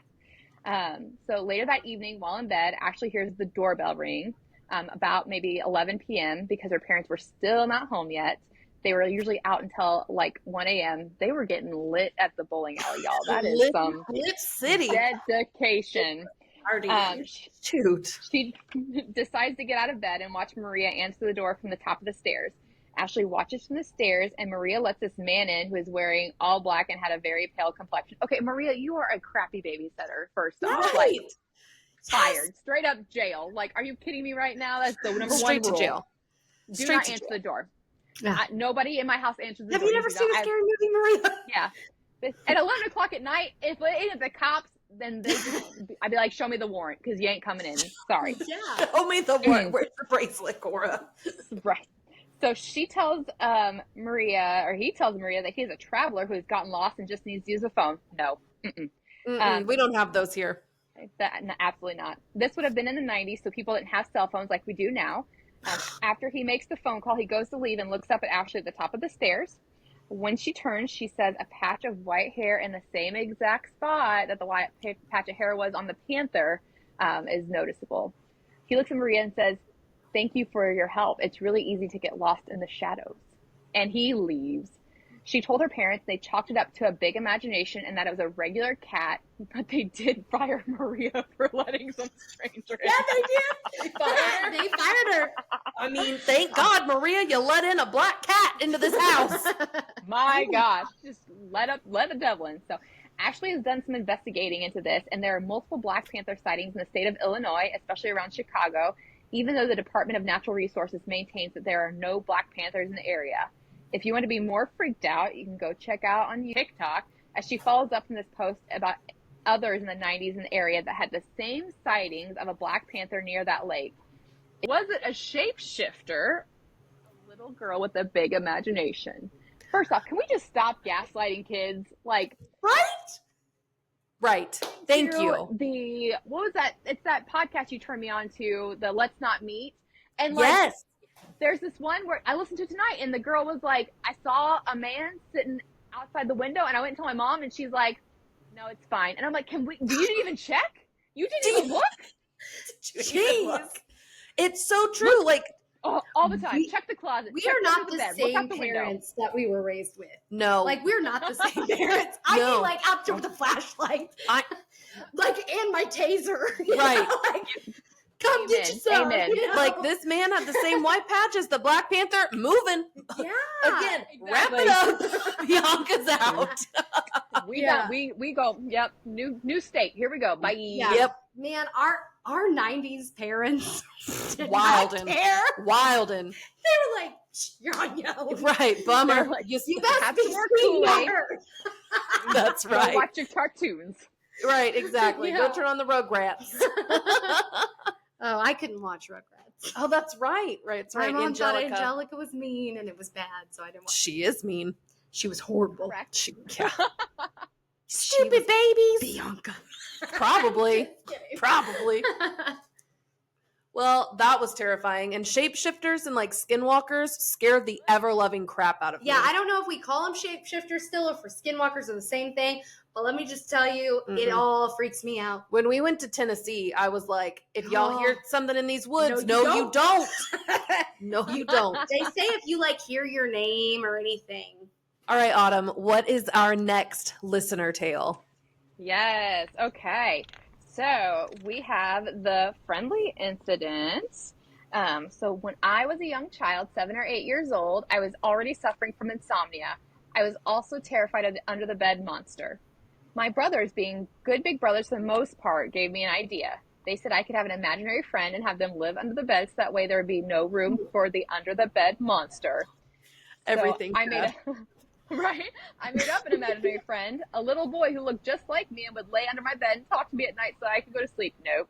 Nope. That's scary. I'm scared. His right name was now. Friendly. I don't like it. Yeah. Go ahead. So she says, and it worked, or he says, it worked. My sleeping became better. I was less terrified of being sucked under my bed like a fresh Hot Pocket. Not hot. Yep. Fast forward. I'm 13 years old. I'm laying in my bed and Friendly, my best imaginary friend, is still chattering away. He's grown up with me and still looks like me, but I'm exasperated with him. I say, look, man, I have to go to sleep. You're going to stop talking. I'm getting mad.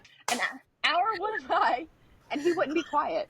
I rolled off my bed and go to where I could see under it. My Lego box is down to the foot of the bed, a few articles of clothes, and Friendly. As I crawled towards my imaginary friend, he tried to retreat, but I snatched his ankle and pulled him back under the bed. He screamed as I began tearing him apart with my hands. He ripped like paper. Every time a piece of him fell to the floor, it evaporated. I went back to bed and thought that was that. The next week, however, I felt terrible and scared. I felt like I was not only a murderer and a bad friend, but also that I had become the under-the-bed monster that I used to be so terrified of. The next week, I almost went crazy with the thought, what if the imaginary police come and arrest me for the imaginary murder of my imaginary friend? Okay, we are circling the drain, like we are spiraling. I never saw Friendly again, which makes me sad. Yes, this one's a brief one. It says, imagine you are 8 years old and regularly see your dead father.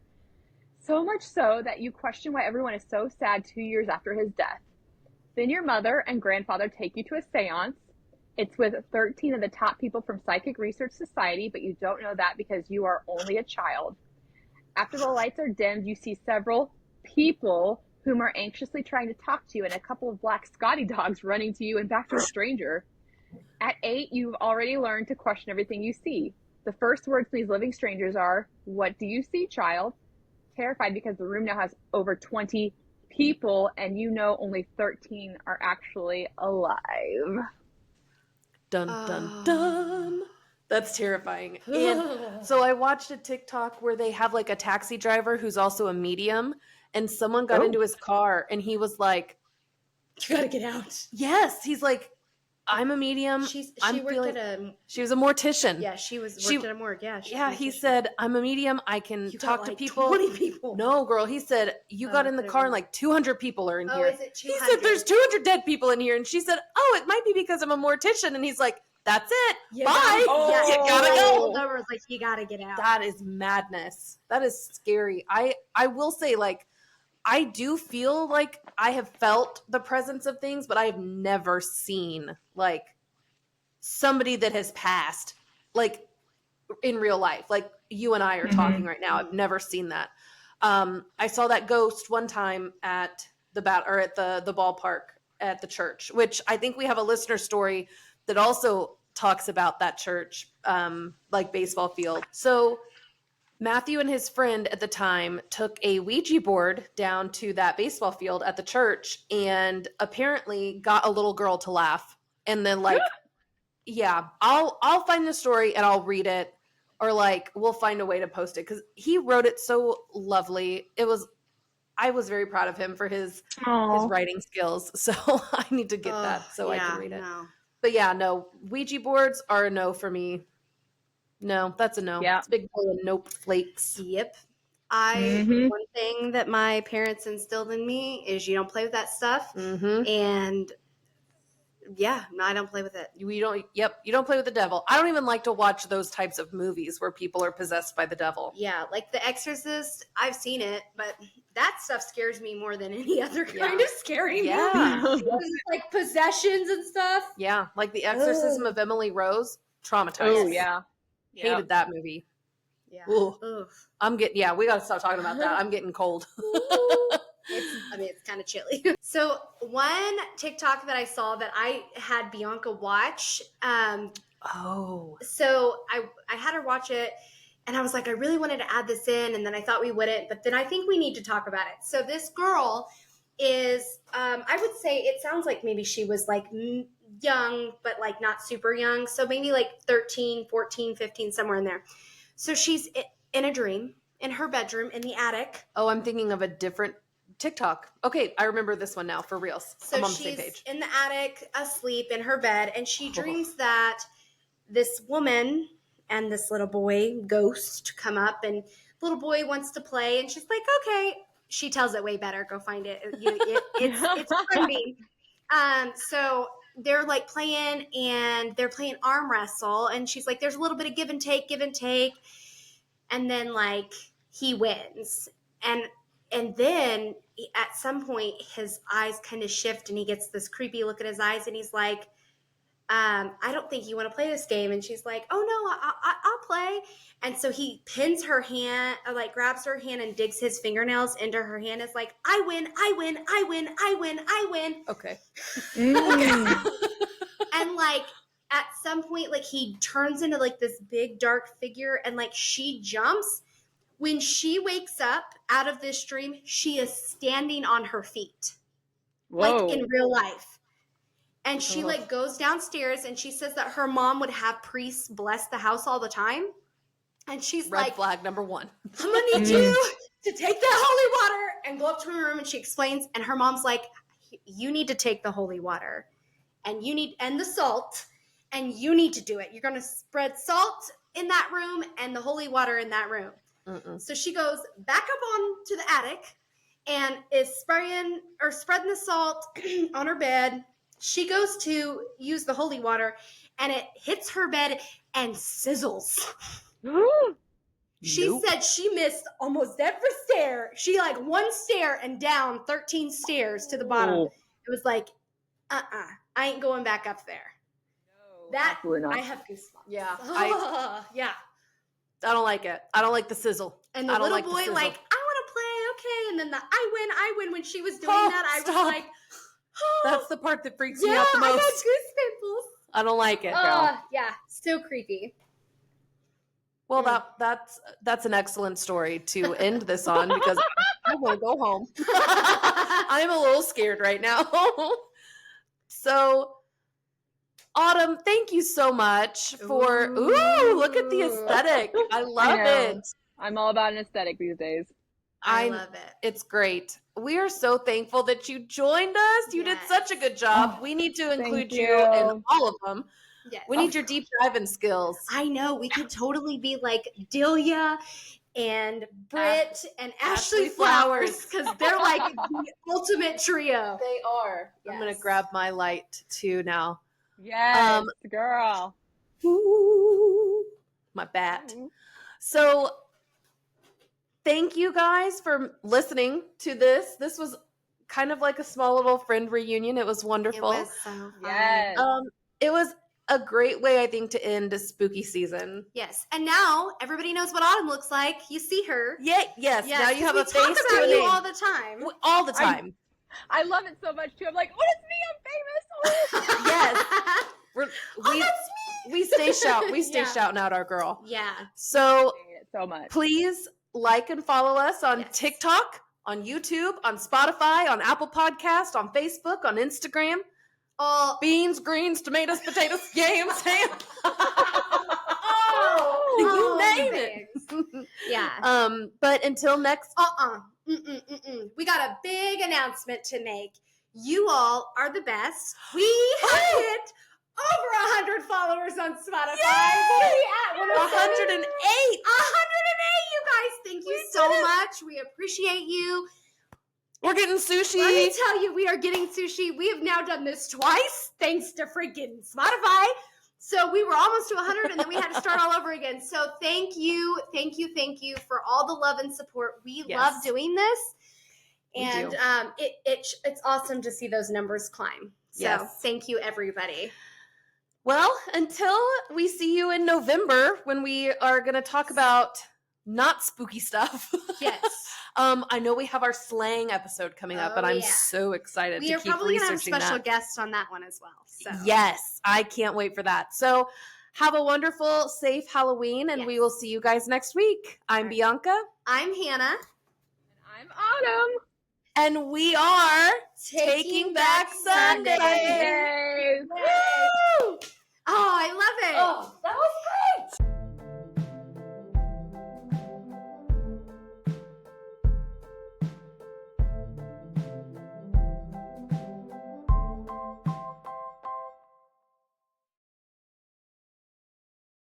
And this idiot behind us keeps driving by in a truck. I'm about to revving his engine. Sir, we're recording. We're trying to be famous. Shut up. I think Autumn should tell the scary stories. Oh, all of them? I was talking about like our own personal experiences with scary stories. Okay. I'm very psychic all of a sudden. I know all your personal Actually, scary stories. Sorry. I think that would be great to. Okay, so onward, candy corn. What are our thoughts? I'm not going to answer first. Autumn? I think it's I know. I was like, where did Autumn go? I want to be like, Autumn, are you with us? I thought you fell. At first, I was like, take a little nap over here. I think it's sugar. Okay, rush. let's I ask think it it's again. like There's a He's cute. He's precious. Like, who wants the people that show up on Fox 4 that get interviewed are literally the most interesting people. Like, you really want to be that person? yeah. Not me. And I said, "Oh Lord, I got up for a drink and I smelled fire." So hot. I thought we was barbecuing. So there is one guy, I don't know if you guys have ever seen it, but she's like, if you win, they're like, it's like a really big Powerball. And they're like, if you win, what are you going to buy? And he's like, cocaine and hookers on national television. That Cocaine man had a and plan. hookers. A man with a plan, Yeah. okay? He knew what he was about, you know? Yeah. I love a man. Yeah, exactly. I love a man who knows what he wants in life. Yeah. Or the fat and sassy lady. Like, she's Just epic. getting bread, getting fat and sassy. She's epic. But most people, you just look at them and they're like, that's the person they found to ask about this situation. Right. That's who you wanted? Yeah. Okay. Oh, embarrassed. I want to be creepy with you. I can't wait to see what all of our faces did when she said that. Oh. Okay. I'm still dying. So that's going to be one of our previews for the week. Hannah's getting creepy with kids. She gonna catch a case, y'all. We better stop. I'm gonna be in a list. She going to catch a charge. Well, I really enjoyed this. No. No, she has more creepy stories to share. Oh my gosh, we have all of the stories to share. Yeah. Okay. So we can cut them in. And Oh, put I them was in. just gonna be like, let's end with some campfire tales. Yeah. Okay. Is it a real shift shaper? Oh my gosh. We have a blooper. We've rocked it so hard. We have not had a blooper yet. I mean, the creepy thing with the kids should be a blooper. Oh, well, I was going to leave that all the way in. Hannah wants to be creepy with the kids. It was